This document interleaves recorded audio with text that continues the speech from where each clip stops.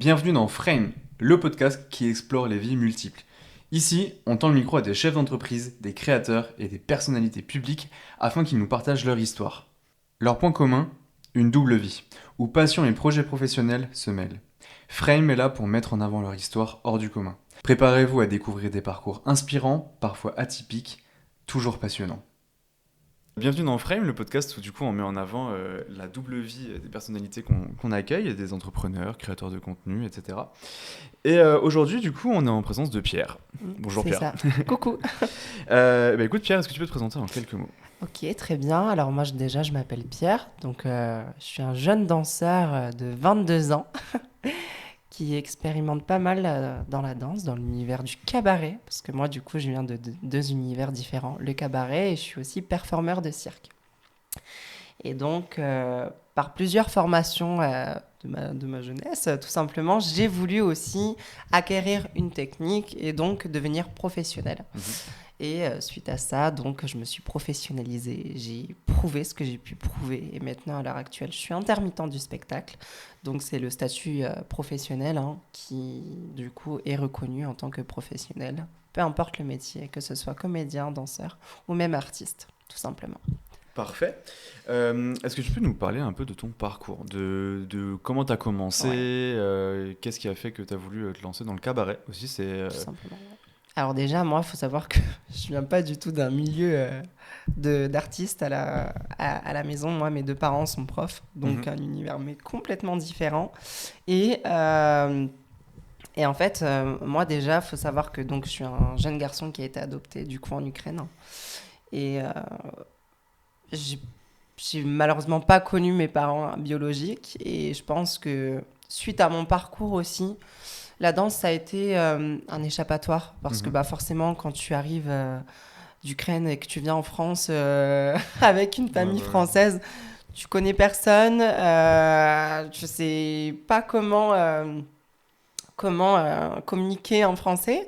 Et donc, j'avais peu de temps devant moi aussi pour vraiment apprendre la langue française, communiquer. Et je trouve que, en fait, la danse, d'ailleurs, ça n'a pas été un choix, ça a été une évidence. C'est là où, par rapport à mon parcours aussi, parce que ça a été un parcours du combattant aussi finalement, je me suis dit la danse.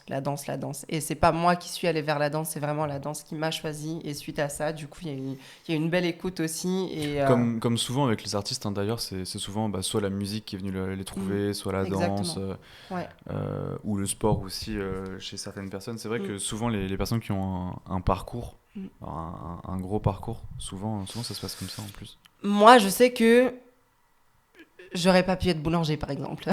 Tu vois ce que je veux te dire ? Enfin, je sais que le monde de la danse, c'est vraiment un endroit où, forcément, vu que je pouvais pas m'exprimer non plus au niveau de la parole, c'est le corps qui avait besoin de parler. Ouais.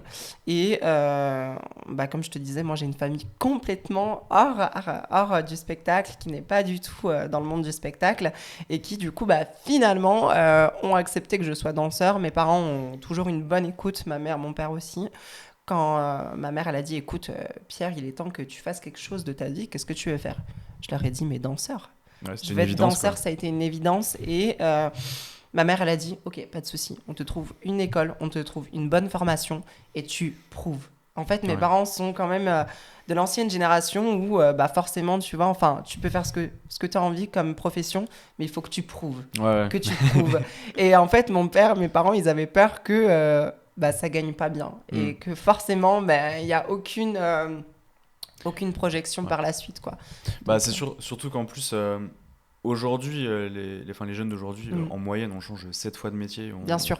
On a besoin de changements, pas que chez les pas jeunes. La routine, pas que chez les jeunes, mais parce que la preuve professionnelle aussi. Ouais, c'est ça, il y en a beaucoup. La génération de nos parents du coup commence à se retrouver aussi un petit peu là-dedans, à vouloir tester d'autres choses et tout.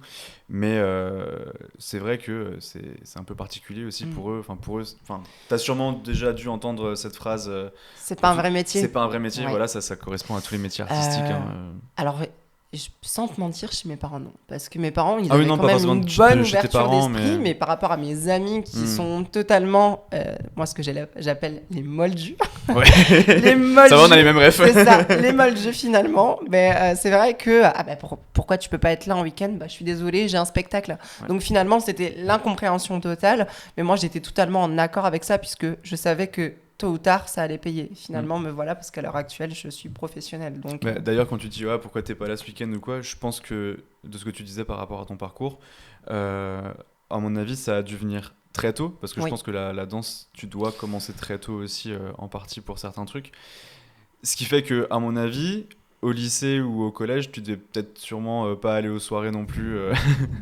alors, j'ai jamais eu vraiment Mhm. d'amis parlants. Et d'ailleurs, je préfère ça. Pourquoi? Parce que à l'heure actuelle, enfin, je sais que les différences font peur. Ouais. Et même si tu as un métier différent, même si tu as une personnalité différente, ça fait peur. Donc, je t'avoue que des soirées, j'en ai pas fait totalement. J'ai pas eu trop d'enfance. On va dire que déjà à 5 ans, j'avais quand même une mentalité de quelqu'un de 15 ans. Donc, finalement, ça m'intéressait pas de sortir. Si je pouvais rester à la maison et m'entraîner, je le faisais. Donc, finalement, t'étais les focus, sorties, quoi. exactement, j'étais focus. Et encore une fois, enfin, moi, mes parents, ils avaient quand même une bonne ouverture d'esprit. Mhm. Après, c'était surtout au niveau des camarades qui me Ouais. disaient, mais pourquoi tu fais de la danse? Pourquoi? Mais tout simplement, moi, je disais, mais en fait, c'est ma passion. C'est comme vos parents, ils vont se réveiller, ils vont aller à la boulangerie, ils vont travailler. Oui, ou alors Moi, c'est comme la personne c'est qui t'a pareil, posé la c'est question ça. faisait certainement du foot. Exactement, et c'est ça. Et en fait, finalement, ben, la suite, elle s'est hyper bien passée. Le plus compliqué, et je pense que ça, c'est pour tout le monde, de toute façon, ça a été pendant le Covid, où moi, ça a été un putain de bénéfique, où je me suis dit, ok, alors là, on est confiné, qu'est-ce qui se passe? Qu'est-ce qui va se passer, tu vois? Et finalement, ça n'a pas trompé. Et c'est là où j'ai pu vraiment savoir si c'était vraiment une passion ou si c'était un passe-temps. Et c'est ce que les gens ont du mal à faire en différence, tu vois? Le passe-temps et la passion. C'est deux choses totalement différentes, mais qui s'y rejoignent finalement. Parce que la passion, bah, ça reste un passe-temps aussi, tu vois. Mais finalement, ça n'a pas trompé parce que, tu vois, 4 ans après, je suis toujours dans le domaine. Donc, Comment t'as fait pendant le Covid du coup? Parce que c'est vrai que tous ces métiers artistiques ont été mis à l'arrêt. ils le sont encore un peu à l'heure actuelle. C'est en train de se développer, mais de toute façon, je vais te dire honnêtement, moi, ça a été très compliqué. Ça a été très compliqué moralement surtout. Parce qu'il y a eu énormément de remises en question. Mais finalement, c'est là où moi, je me suis décollé quoi, du sol. À l'heure actuelle, en fait, je travaille toujours avec cette même équipe. J'ai travaillé avec une équipe qui est basée à Bordeaux, qui s'appelle le Lynch Cabaret, et qui est en fait une troupe itinérante. Moi, j'étais avant pas du tout dans le cabaret, j'étais dans le domaine du cirque. Donc déjà, rien à voir, tu vois, c'est totalement deux domaines différents, tu vois. Ça reste artistique. C'est ça, ça reste artistique. Mais ce qui est drôle, c'est que bah, du coup, j'ai l'impression que le passé me rattrape et que l'univers du cirque, c'est quand même un esprit assez art vivant, expressif, alors que le cabaret, ça reste quand même du show, quoi, tu vois, grosse lumière, strass, plumes, paillettes. Donc c'était deux univers complètement différents, mais qui se mélangent hyper bien finalement, parce qu'à l'heure actuelle, tu vas voir des spectacles de cabaret. Alors, on n'appelle pas ça des numéros de cirque, on appelle ça de la performance artistique. Donc ça se mélange pas mal. C'est plus joli de dire performance artistique C'est que ça. numéro de cirque. C'est ça, numéro de cirque, mais en fait, pour les moldus, ça sera pareil. Donc, moi, j'ai connu cette équipe, et en fait, à l'heure actuelle, enfin, j'en ai 22, mais quand j'ai contacté cette équipe, j'avais quel âge? Je devais avoir 16 ans, quoi, tu vois. Donc, j'étais un gamin perdu, je savais pas où je voulais aller. Tout ce que je savais, c'est que je devais aller du point A au point B, tu vois. Donc, bah, je les ai contactés, je leur ai dit, écoutez, j'ai besoin de travailler, j'ai besoin de prouver mes preuves. Et en fait, le directeur du cabaret, qui s'appelle Cyril Linz, qui est devenu un super bon ami, qui est d'ailleurs mon mentor à l'heure actuelle, qui est une personne incroyable. Et en fait, ça a été vraiment mon papa de cœur tout au long de cette aventure. D'ailleurs, qui continue, parce que même si j'ai que 22 ans, enfin, j'adore m'enrichir, j'adore apprendre finalement. Et c'est ce qui est beau dans la danse et dans le milieu du spectacle, c'est que t'apprends. Et en fait, il m'a dit, ok, je vais te faire confiance. Tu vas monter sur scène. Alors, rien n'allait, parce que j'avais un maquillage à la drama queen, à la queen, rouge à lèvres. Voilà, j'étais perdue aussi. Peut-être qu'aussi mon orientation sexuelle jouait beaucoup aussi, parce que, comme je te disais, la différence fait peur. Mais finalement, les gens, j'arrivais à les tenir. Parce que même avec un maquillage, tu vois, de drag queen, un costume pas du tout approprié, j'arrivais à capter les gens. Et c'est là où il a dit, putain, le gamin, il a un maquillage qui n'est pas du Ouais. tout adapté, il a une coiffure qui n'a pas du tout adapté, Mais il en veut. mais il en veut et il arrive à tenir les gens. Les gens l'applaudissent. Et c'est là où on a continué à travailler ensemble. J'ai passé une formation ensuite en tant Ok. que danseur de cabaret qui a duré 4 mois. La formation a été enrichissante, aussi bien personnellement que professionnellement. Mhm. Et suite à ça, j'ai eu mon premier contrat dans un cabaret fixe en tant que professionnel qui a duré 1 an. Ça s'appelle le Tapis Rouge, donc c'est un cabaret limousin. Ok. Et du coup, je performais mon numéro de hula-hop et un numéro aérien, donc un numéro de sangle aérienne, qui reste du coup de la performance circassienne. Est-ce que le hula-up Le hula-hop, donc Ah, le hula-hop, oui, ok, hula-hop, j'ai ouais. compris. Alors, à l'époque de nos parents, quand Si, je non, disais mais ça, c'est hula-hop, bon, je comprends, c'était du les coup. concours au collège, mais le hula-hop, maintenant, c'est devenu un art à part entier. Et à l'heure actuelle, je suis le seul garçon performeur en France Ok. qui fait cette discipline-là. Donc, je suis plutôt très content. Donc, t'es sûr que si on va te voir en spectacle. J'ai ma fabrique à moi, C'est ouais. toi. C'est ça, j'ai ma fabrique à moi, mais après, par contre, on est plusieurs dans le domaine du hula-hop, mais ça reste Oui.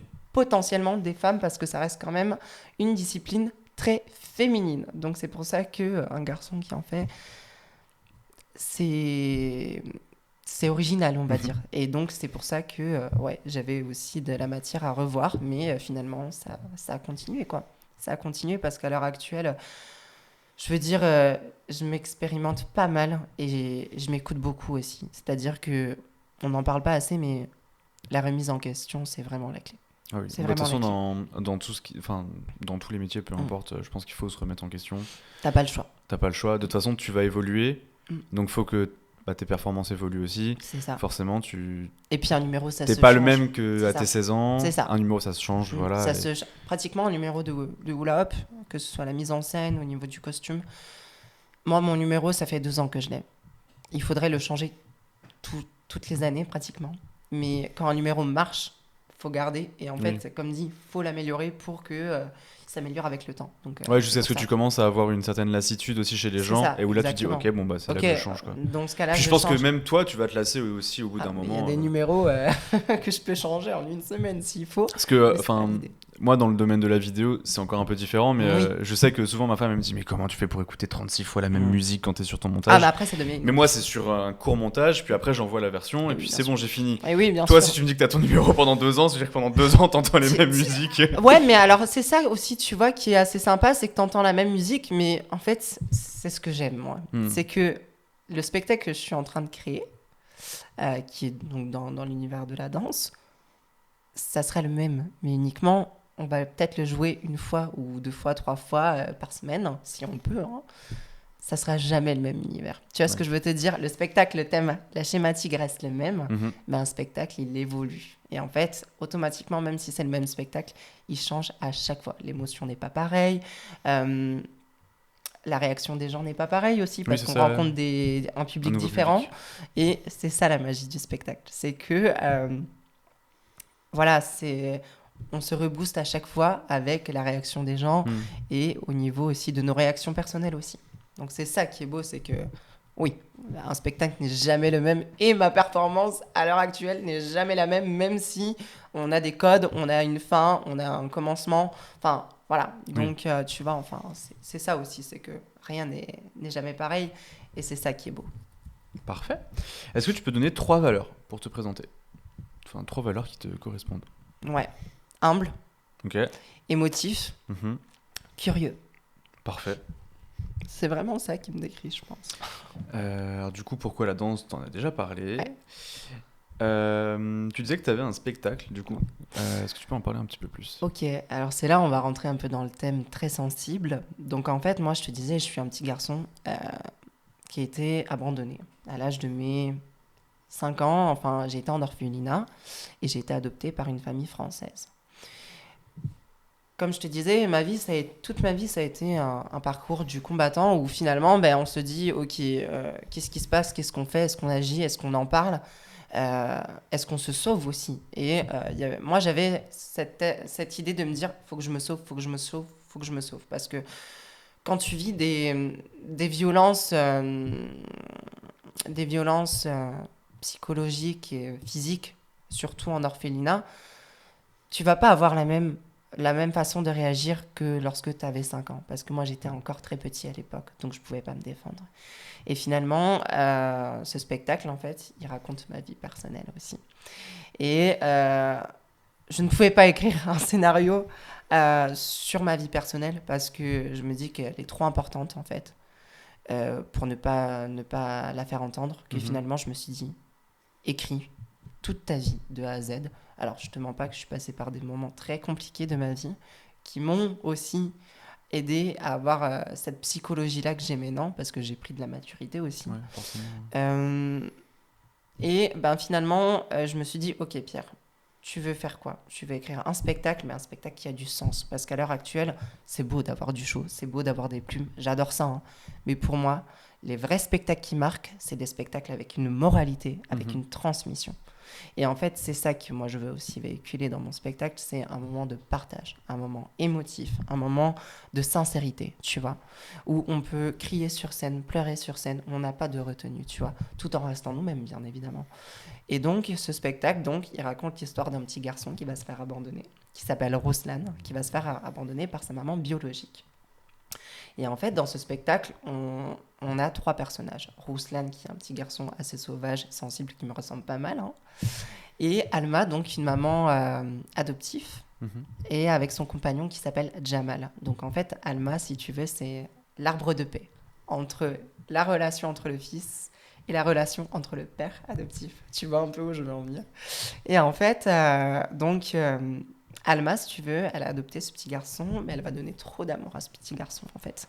Okay. Et donc, par la suite, elle va, sans le faire exprès, tu sais, quand tu as des mamans qui sont trop accros à leur enfant et qui, du coup, évincent leur mari un peu de côté, et ben en fait, finalement, Jamal va se sentir repoussé et va se sentir, en fait, repoussé en tant que mari, mais en tant que père aussi. Et en fait, il va avoir des réactions disproportionnées, tu vois, par rapport à son fils. Et en fait... la dualité, la rivalité va naître en fait au sein de la famille et c'est vraiment Alma en fait, tu vois, qui va essayer de rassembler l'amour entre le père et le fils. En fait, ce qui est beau dans ce spectacle, c'est qu'elle casse sans le faire exprès, mais qu'elle répare, tu vois. Et en fait, c'est ça que moi j'avais envie de transmettre, c'est que chaque personnage a un sens, tu vois, et qu'il n'y en a pas un qui dépasse plus que l'autre, tu vois. Et finalement... l'histoire, donc, n'a pas été une histoire hybride, mais par la suite, ça a été, oui, des personnages fictifs. Et finalement, je trouve que dans notre génération, on retrouve pas mal ce genre de relation où le père, des fois, il peut être, tu vois, évincé par la maman et se retrouve dans cette confrontalité, enfin, tu vois... avec le fils. Et finalement, je me dis, ok, c'est ça que les gens ont besoin de voir, c'est ça que les gens ont besoin d'entendre. Et en fait, on parle de conflit familial, de disputes de couple, d'incompréhension, de jalousie, d'appartenance. Mais en fait, finalement, c'est toutes les émotions et toutes les situations qui peuvent être retranchées dans une famille aussi. Et je voulais aussi le présenter pour des collèges parce que je veux aussi que les profs, les enseignants comprennent pourquoi il y a des tels agissements au collège. Un élève ne devient pas violent. Je ne cautionne pas la violence, mais un élève ne devient pas violent. Ne devient pas, tu vois... Ouais, tu nais... tu n'es pas violent. Tu n'es pas violent. C'est ça. Ouais. Et en fait, je voulais aussi le montrer aussi, devant les parents aussi, devant des enfants aussi. Donc c'est pour ça que pour moi, c'est vraiment un message de transmission et de sincérité. Je pense que du coup, non seulement les profs vont peut-être certainement mieux comprendre les élèves, c'est ça. Et les élèves vont peut-être aussi mieux se comprendre eux. Surtout. Parce que je pense que, surtout quand tu parles du collège, je pense que c'est là où intervient c'est la partie, un petit peu... mais c'est la partie la plus horrible. La partie où tu essaies de te découvrir personnellement, de savoir qui t'es. C'est aussi la partie où tu as le plus de problèmes avec tes parents, parce que tu te cherches toi aussi, quoi, c'est normal. Oui. Mais ouais, du coup, c'est un peu... ton spectacle, c'est un peu le psy. Ouais, mais non, mais c'est ça, parce qu'en fait, on suit vraiment... Dans le spectacle, en fait, on a 3 parties. Enfance, adolescence, qui est la pire d'ailleurs, parce que moi, ça a été un peu celle qui a été rebelle. Parce que moi, c'est vrai que, déjà, quand tu es un enfant qui n'est pas adopté, c'est compliqué, mais quand tu es un enfant qui est adopté, c'est pire, parce que c'est là où tu as toutes les questions. Oui. Où est ma mère? Où est mon père? Et pourquoi? Et mes parents ne m'ont jamais menti, par contre. Hein. Ils ne m'ont jamais dit, écoute, Pierre... on ne te dira pas ton histoire. Ils ont eu le choix de me le dire. Je l'ai respecté. Et d'ailleurs, je leur en remercie. Parce que tu vois, à l'heure actuelle, ça m'a servi d'écrire un spectacle, justement. Mais on a l'enfance, l'adolescence et l'âge adulte. Et en fait, finalement, on voit l'évolution de Ruslan, mais on voit aussi l'évolution des parents, tu vois. Le père qui prend un peu plus de maturité, tu vois. La mère qui, du coup, se remet en question parce qu'elle est trop sur son fils, tu vois. Donc, forcément, l'évolution, elle vient des trois. Et c'est ça Oui, qui est oui. magique, tu vois. Pour une future réconciliation, s'il y en a une, bien évidemment. C'est beau. Mm. C'est beau. Merci. Du coup, tu es directeur artistique sur spectacle aussi, donc tu es Ouais. performeur et Ouais, directeur c'est ça, je artistique. suis danseur dans le spectacle. Alors ça, ça a été une découverte totale. Euh, D'ailleurs, il n'y a pas de formation, hein. Oui. De toute façon, Tu, bien souvent dans les milieux artistiques, ça vient comme ça, Ah, vient mais avec moi, le temps. j'ai pas eu le choix, tout simplement parce que déjà, ce qui n'a pas été du tout évident, c'est être danseur en même temps.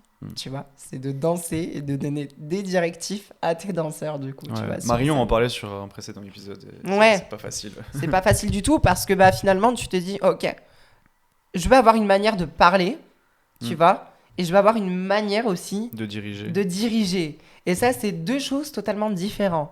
Et j'avoue que moi qui divague un peu, à la fois, ça m'a permis de me dire, ok Pierre, tu peux pas faire n'importe quoi, tu as une équipe derrière, tu as deux danseurs, tu as un public qui va venir te voir, tu ne peux clairement pas, aller de partout. Donc, ça m'a pris du temps, ça a été bénéfique. Suite à ça, j'ai fait appel à un manager aussi, Mhm. qui m'a vachement aidé aussi sur la structuration. Structure. Ouais. Je sais pas si c'est comme ça qu'on dit. Si, ouais. Structuration du projet, parce que voilà, ça a été un projet qui, moi, m'a demandé 4 ans d'écriture. Donc, je ne pouvais pas aller dans tous les sens. Tu vois ce que je veux te dire? Et dans la danse, ça a été pareil. Les musiques ont été choisies en amont. La chorégraphie aussi, les idées aussi. Et ce qui est sympa sur le process de création, n'est pas du tout un show. Encore une fois, c'est que chacun donne ses idées.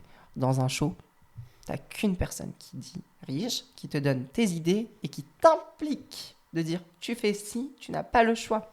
En création, c'est différent parce que donc t'as cette transmission, t'as ce partage là aussi, bien en show aussi, hein, mais tu peux élaborer plus d'idées ensemble, tu vois. Et Ouais, c'est puis ça du qui coup, moi m'a en intéressé faisant ça, aussi. tu donnes la parole aussi. Enfin, Ouais. tu donnes des mouvements, du coup. Tu donnes des mouvements, alors je peux donner des directives, mais je peux aussi écouter. Et ça, je trouve ça hyper intéressant. Ouais, tu dans donnes le la rôle de thématique en mode c'est directeur ça les artistique. émotions qu'on doit C'est ça. ressentir, Mais après, vous en faites ce que vous voulez. Par contre, c'est ce que je disais aux danseurs, c'est que il y aura il y aura des codes à respecter, mais moi, je veux pas être le directeur artistique qui dit tu fais ci, tu fais ça, tu fais ça, tu fais ça, tu fais ça. Parce que tes danseurs, après, t'en as plus. Hein. Moi, j'avais envie qu'il y ait un surtout qu'en partage. plus, Parce que tu vois, dans le spectacle, je joue quand même l'enfant, tu vois. Donc si en dehors, ça ne se passe pas bien, sur scène, déjà qu'on est sur une schématique assez importante, Ouais, c'est clair. on peut pas se permettre de se clasher pour de vrai. Tu vois ce que je veux te dire? Parce que émotionnellement parlant, ça va être compliqué à gérer. Donc c'est pour ça que je veux vraiment être le directeur artistique. Cool, ok, donne-moi tes idées, ok, je les prends. Ah super, tu as ça, ok, super. Puis c'est peut-être une vision aussi un petit peu plus moderne qu'on a de la danse, parce que c'est vrai que quand tu regardes, j'ai aucun titre en tête, mais quand tu regardes un peu les séries ou les films qui parlent de la danse, c'est un milieu qui est très compétitif, c'est un milieu qui est très strict. Ah oui. Enfin, je dis pas qu'il faut pas l'être ou quoi, mais c'est vrai que souvent, t'as peut-être cette peur aussi de pas te faire entendre dans ce genre de milieu. Et du coup, si toi, t'arrives à prendre complètement à contre-courant et le laisser...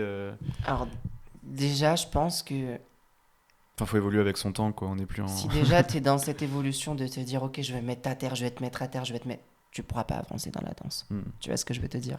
La danse, avant tout, c'est un milieu de partage, d'ouverture d'esprit et de compréhension.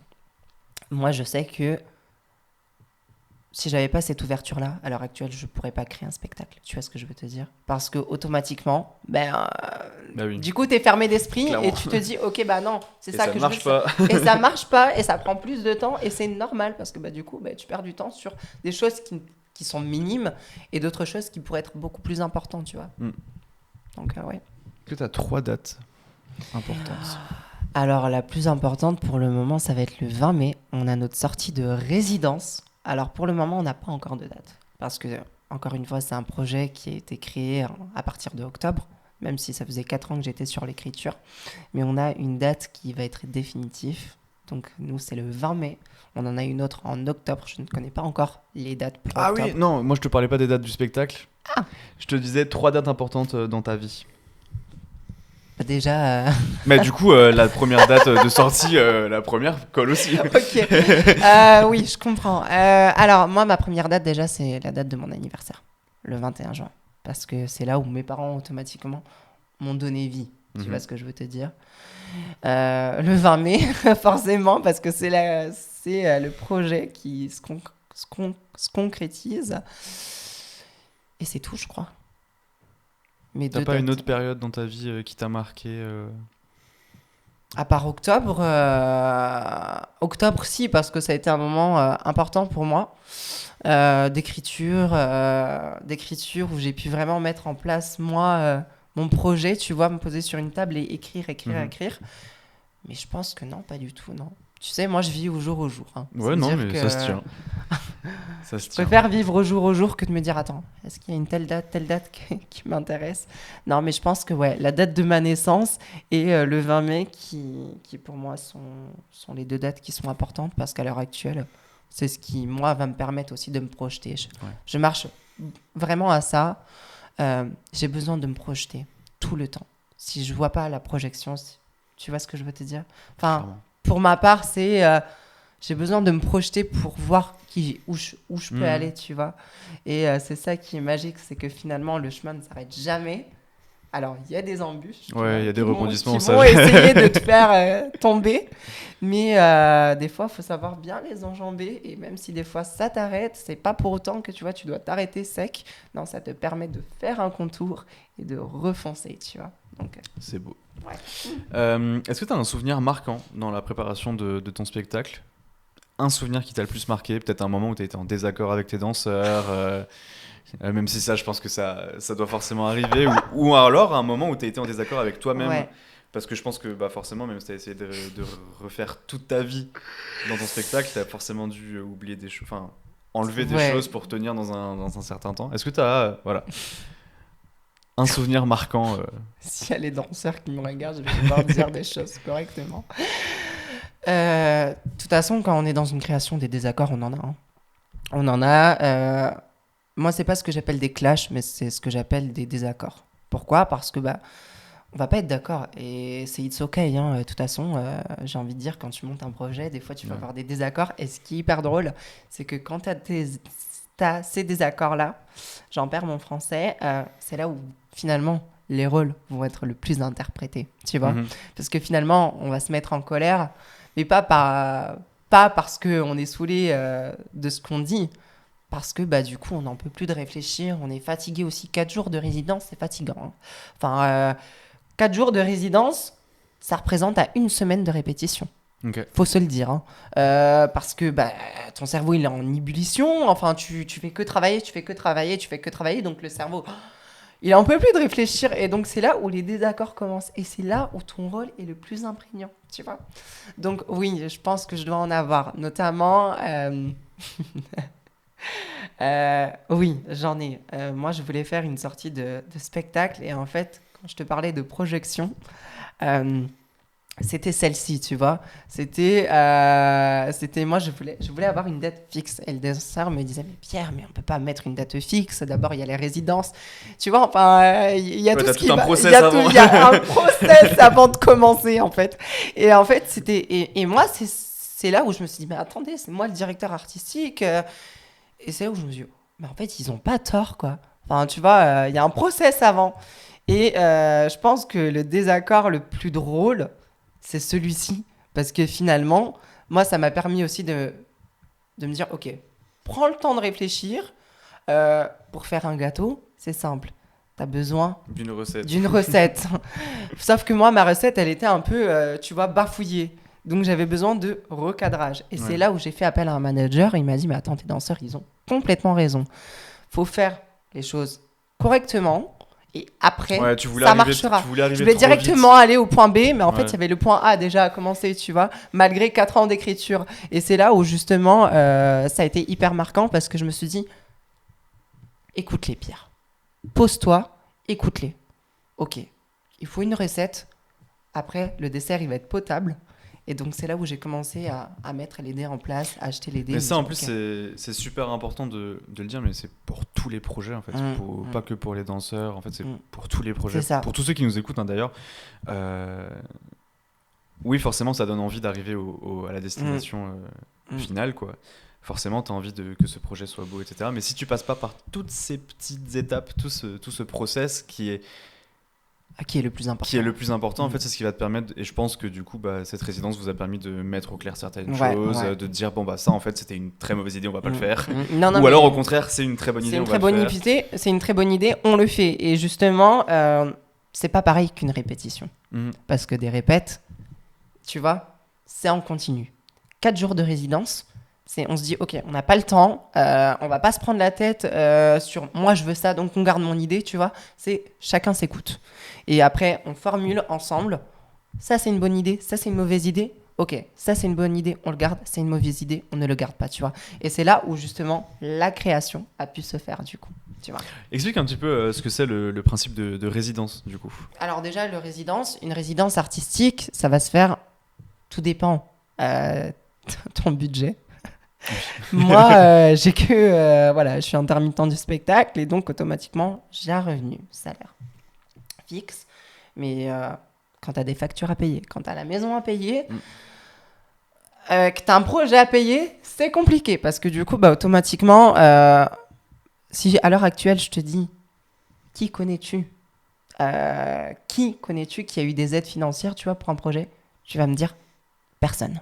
Et c'est totalement légitime. Ouais.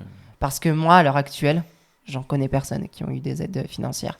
Alors, par la suite, pourquoi pas? Mais moi, j'ai dû, avant tout, mettre. Ouais, c'est sûr. De toute façon, avant de pouvoir démarcher des sponsors ou des partenaires, etc., t'as pas le choix que d'injecter un minimum de... Mon père me disait, mais attends, mais c'est normal en fait. C'est normal de mettre de l'argent. Quand t'as un projet, c'est normal. Parce qu'à un moment donné, l'argent, ça pousse pas sur les arbres. Hein. Non. Et je pense qu'il y a peut-être aussi ce truc de... oui, alors forcément, on aimerait ne jamais rien payer. Ça, c'est complètement logique. Mais si tout te tombait directement dessus, si t'avais tous les sponsors directs, ça serait pas autant kiffant.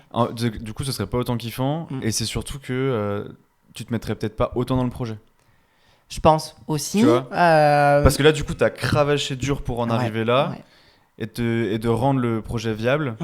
Et du coup, c'est ce qui fait que l'aventure est aussi belle, tu vois. Et aussi belle et aussi émotive à la fois, mais aussi dure psychologiquement parce qu'on n'en parle pas. Tu sais, enfin, une résidence, automatiquement, donc je vais répondre à ta question parce qu'elle a été posée sur ça. Ça peut être un mois de résidence. Au niveau de ton budget, bien évidemment. Donc, une résidence, c'est quoi? C'est tu vas te déplacer en groupe. Tu dors dans les lieux de répétition et t'as pas d'heure de répète. Hein. Alors, moi, j'en mets parce que voilà, chacun a sa vie quand même. Et c'est surtout que, émotionnellement parlant, c'est très compliqué. Hein. Enfin, moi, je déteste me clasher, de règle générale. Donc, dans le spectacle, quand on doit se clasher, c'est pas du tout simple à jouer. Hein. Donc, tu te rends compte, 10 heures de répétition où il faut te clasher, te gueuler dessus, c'est pas du tout évident. C'est pas agréable, quoi. C'est pas agréable. Mais finalement, c'est ça, moi, qui m'a le plus touchée. Tu vois ?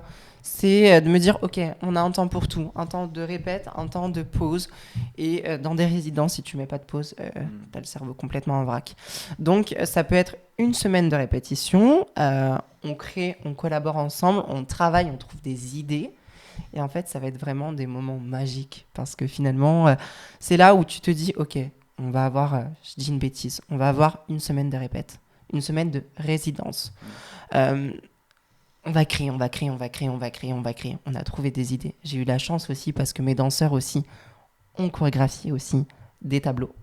Donc ça, c'est formidable aussi parce que finalement, tu vois, tu te dis, ok, ils ont créé des tableaux aussi, donc ils mettent la main à la pâte. Tracy, du coup... Ils se sont impliqués dans le personnage aussi. Ah, mais... Alors, ça a été le plus dur pour nous trois. Aussi bien pour Alma, pour Jamal et pour Ruslan. Donc Tracy Carisso qui joue, qui est d'ailleurs une grande sœur, hein, et Danick aussi qui est un grand frère à l'heure actuelle parce que ça a été vachement compliqué de se rapprocher, tu vois, de nos personnages, même si on s'y retrouve tous. par rapport à notre passé, par rapport aussi aux liens qu'on tisse aussi. Mais nous, ce qui nous a demandé, pour ma part, ce qui moi m'a demandé plus de temps, c'est de jouer un personnage. Et je pense pour eux aussi, ça a été de jouer un personnage où ils ont pu s'y retrouver, mais finalement, ça a été d'avoir, de nous rapprocher. Et étant une famille, tu vois, lambda, du coup, finalement, tu t'es dit, ok, tu vois, enfin, ça a été assez percutant. C'est ce qui nous a demandé pas mal de temps, aussi bien émotivement, et enfin émotionnellement parlant, parce que tu te dis, ok, attends, je connais pas la personne et je vais devoir m'attacher. Mais finalement, le feeling, il a passé directement parce on s'est connecté de ouf. Et ça nous a vachement sauvés. Tu les connaissais déjà avant Alors, t'as fait Tracy, des auditions non. J'ai eu la chance de pas en faire. C'est ce qui m'a sauvée parce que s'il fallait en faire, je pense que je me perdrais dans le process. Tracy, moi, c'est avec cette fille-là que j'ai monté le projet. Donc, c'est une artiste incroyable, une maman incroyable qui m'a suivie, qui a été agréablement émotif sur ce projet-là et qui a été touché par mon histoire personnelle et qui m'a dit mais attends, c'est une super bonne idée, ok, pas de souci. Entre-temps, elle est tombée maman, donc elle est devenue maman de 2 petits garçons absolument fantastiques et formidables, et c'est du coup on n'a pas pu suivre le process, et elle m'a dit écoute Pierre, fais ton expérience avant tout et contacte-moi quand t'as fini. Et en fait, c'est ce qui s'est passé, parce que finalement, j'ai fini mon expérience. Je me suis dit, attends, il serait quand même pas mal de revenir sur le process. Et c'est là où l'écriture a recommencé. Et finalement, j'ai dit, tu peux m'envoyer, je lui ai dit, tu peux m'envoyer l'écriture que je t'avais envoyée il y a au moins 1 an en arrière. Elle me dit, ok. Et en fait, tous les jours, je m'asseyais sur l'ordinateur, j'écrivais. Je mettais une couleur, une émotion. Et en fait, c'est là où le process a grandi. Donc, Tracy, je l'ai connue vraiment dans le cadre de ma première formation que j'ai passée, donc qui était à Besançon. J'ai passé une école de cirque, donc une formation qui était sur 4 mois à Besançon. Et en fait, c'est là où je me suis dit, mais Pierre, crée ton truc, en fait. Et en fait, j'ai dit à Tracy, je l'ai rencontrée tout simplement sur le bord d'un trottoir, enfin en ville, tout simplement. Je lui ai dit, écoute, tu sais où est l'école nationale, l'école de cirque, pardon. Et elle me dit, oui, c'est là-bas. Et en fait, je l'ai regardée, je lui ai dit, mais attends, tu serais pas danseuse? Tu vois, comme quoi, les liens, c'est ouf, parce que quand t'es danseur et quand t'es artiste, tu peux savoir aussi, par l'œil et par le regard, s'il y a une petite démarche, Ouais. si elle est artiste. Et en fait, ce qui a été beau, c'est qu'elle me dit, mais oui, mais tu me connais. Je lui dis, bah non, mais t'as une démarche qui pourrait me faire penser que tu es dans le domaine de la danse. Et en fait, on a gardé contact. Et c'est ça qui ça a était matché magique. direct. Ça a matché direct. Et elle m'a vraiment aidé sur le process, aussi bien personnellement aussi. C'est vraiment elle qui a eu vraiment confiance aussi en moi. C'est elle qui m'a dit, écoute, j'ai confiance en ton projet me touche, il est beau, mais il faut le construire. Tu vois. Et donc là, j'ai écrit. Danick, ça a été différent. Danick, on a passé une audition pour une boîte qui s'appelait Holiday Productions, qui était, je crois, dans le Nord. Et en fait, j'ai passé cette audition. Et en fait, les liens se sont formés très rapidement. On s'est suivis, je les follow sur les réseaux, pardon, j'en perds mon français. Et en fait, ce qui s'est passé, c'est que suite à ça, moi, je l'ai appelé directement sur le projet. Je lui ai dit, est-ce que ça t'intéresse? Il me dit, oui, le projet me plaît, comme Tracy d'ailleurs. Hein. Et il a dit, écoute, je prends des billets de train, dis-moi où c'est. Il a pris des billets de train, il est venu, et c'est ça que j'aimais en fait. C'est que je me suis dit, oula, j'ai 2 danseurs qui sont hyper investis, qui sont hyper touchés. Et en fait, finalement, je me suis dit, mais let's go, quoi. Tant mieux, mais c'est que t'as vraiment trouvé déjà l'histoire qui les a touchés, les mots, t'as trouvé les bons mots, etc. Et c'est le plus du coup, compliqué, t'es bien entouré. Ouais, totalement. Parfait. Donc, s'ils regardent la vidéo... J'espère que du coup, ils la verront, ou alors que tu leur enverras. Ah, bien sûr. Ou qu'ils arrivent jusqu'ici. Parfait. Du coup, il y avait la question de quels sont les projets à venir, mais j'imagine que déjà le spectacle te prend déjà beaucoup de temps.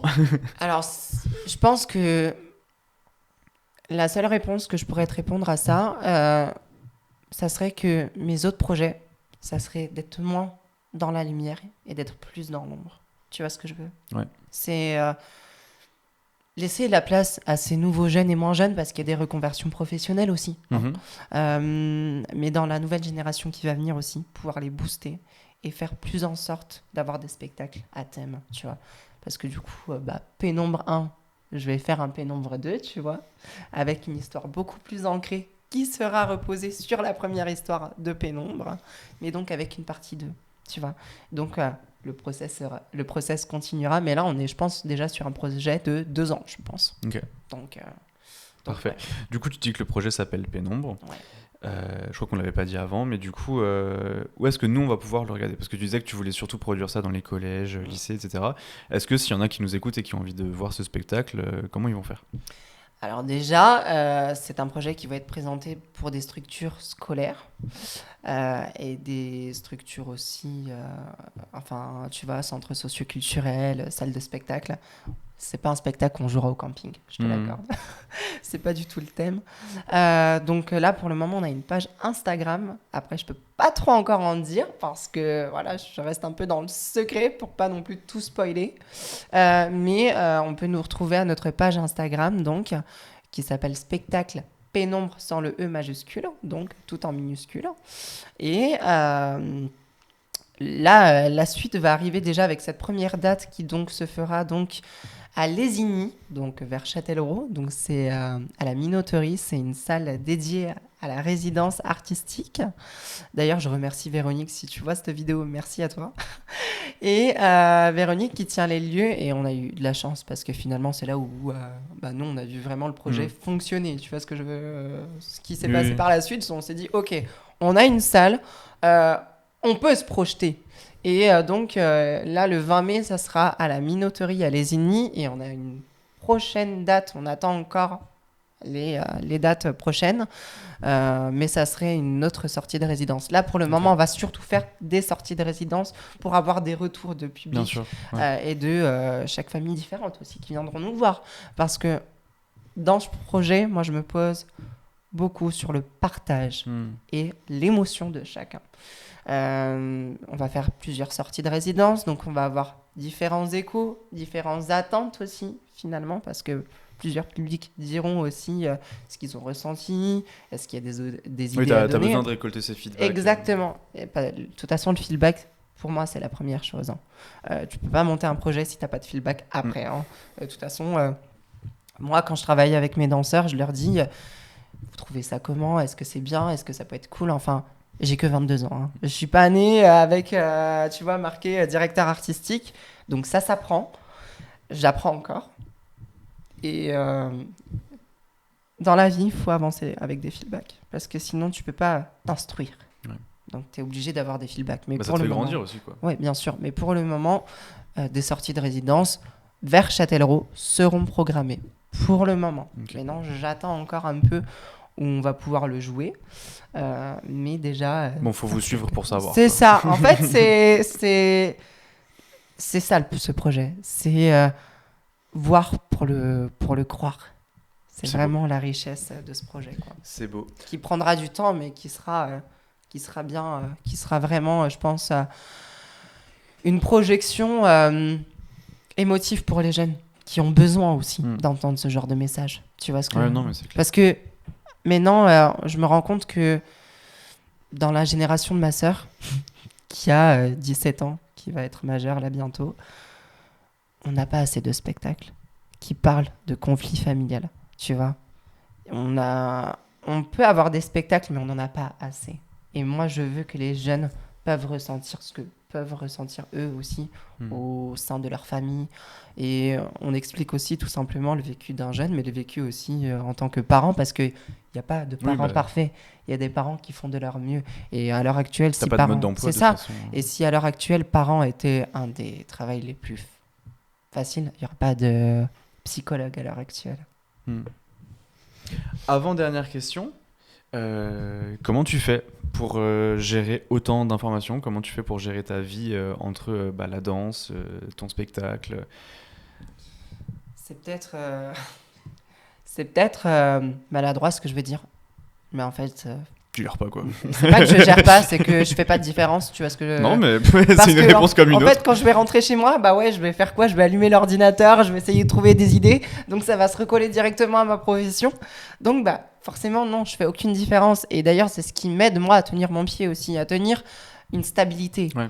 Il y en a d'autres qui diront, mais attends, tu gères hyper mal ton truc. Mais finalement, moi, le fait de toujours avoir cette créa, même étant dans le train tout à l'heure, tu vois, enfin, j'étais sur mon portable, je trouvais des idées. Ah ouais, ça peut être pas mal. Ok, ça peut être pas mal, tu vois. Ouais, t'as le cerveau qui est en constante ébullition, Ouais, quoi. alors, mais sauf quand je dors. Hein. Ça, je t'avoue que non. Bah, tant mieux, au moins tu dors Ouais, bien. c'est ça. Mais par contre, non. Alors, je pense que pour répondre à ta question la plus sincèrement possible, je me laisse des heures de repos quand même. Des heures où, tu vois, je vais sortir avec un pote et je vais me dire, ok, bah là, tu penses plus à ton projet, ton manager gère le truc et toi, tu te reposes un peu. Parce que, enfin... Ouais, t'as besoin de ces temps de repos, quand déjà même. que le spectacle, tu vois, est dur à traiter en lui-même, si, tu vois... non, mais automatiquement, pour le moment, je suis à fond dessus. Mhm. Peut-être que quand on aura des spectacles, j'aurai le temps de me poser, je prie. Parce que par moments, c'est fatigant, paradoxalement et émotivement. Mais la motivation est toujours là. Enfin, tu vois, il n'y a pas de... d'éléments qui peuvent me mettre à terre. Parce que pour le moment, j'ai tous les éléments qui m'aident à tenir debout. Mais automatiquement, non. Ouais. Non, Mais j'en t'as fais pas d'emploi du temps, t'as pas de routine. Automatiquement, quand mes potes ils m'appellent et qu'ils me disent tu fais quoi, Pierre? Ben, je travaille. Ah ouais, tu travailles, mais est-ce que tu gagnes de l'argent avec ton projet? Alors pour le moment, non. Mais je Non, travaille. Mais ça viendra peut-être. Mais ça viendra sûrement même. Mais je me réveille à 8h comme toi, je finis mon travail à 19h comme toi, sauf que je suis à la maison, je travaille sur l'ordinateur, je travaille mes chorégraphies, je travaille le process de créa. Le process de créa, c'est le plus enrichissant. Parce que c'est là où tu as toutes les idées et tous les...